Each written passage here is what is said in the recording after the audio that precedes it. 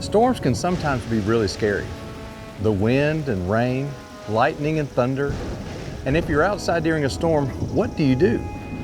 Hopefully you run and find shelter. Now imagine being on a lake in a boat when a storm comes up suddenly. That's where the disciples found themselves on a couple different occasions that we have recorded for us in the Bible. And they were really scared. They thought they were going to die. However, Jesus was more powerful than any storm. Let's head to the Sea of Galilee for a lesson on faith.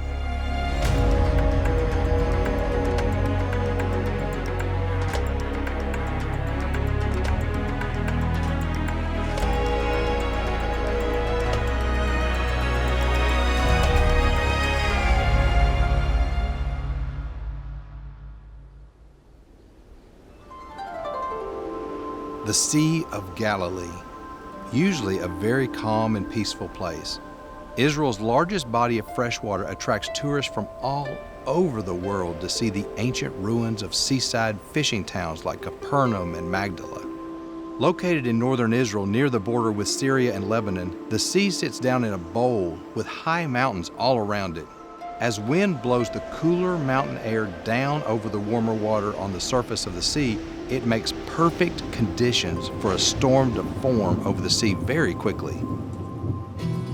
The fishing boats used by the disciples weren't like the big fishing boats of today. These boats were likely small wooden sailboats.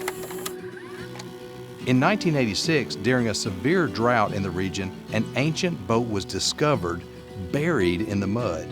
The boat was excavated and studied and was found to be from the 1st century AD, the same time period that Jesus was on the earth. It was an amazing discovery and is a great example of the style and size of boats that sailed on the Sea of Galilee during the time of Jesus.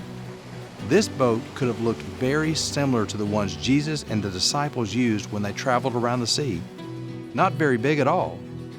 Remember, several of the disciples were experienced fishermen, so they were used to being on the water and probably had seen their share of storms. However, in Matthew chapter 8, we see the disciples in one of those storms. In verse 25, the disciples go to Jesus and find him sleeping. They think they're going to die in this scary storm, and Jesus is sleeping through it. Doesn't he care? I think we remember how the story ends. Jesus woke up, and it says he rebuked the winds and the waves, and the storm stopped. It says there was a great calm, and I get the impression that the water was so smooth, you wouldn't have been able to tell there had been a storm there at all. Wow, that's the power Jesus has. In that story from Matthew chapter 8, we see Jesus ask the disciples, "Why are you fearful, O you of little faith?" The disciples were with the Lord, but they still lacked faith. They didn't act like they believed he was the Son of God who has the power over everything, including storms. Can we be the same way today? Do we follow Jesus but are scared that he can't take care of the storms and difficulties we face in our lives?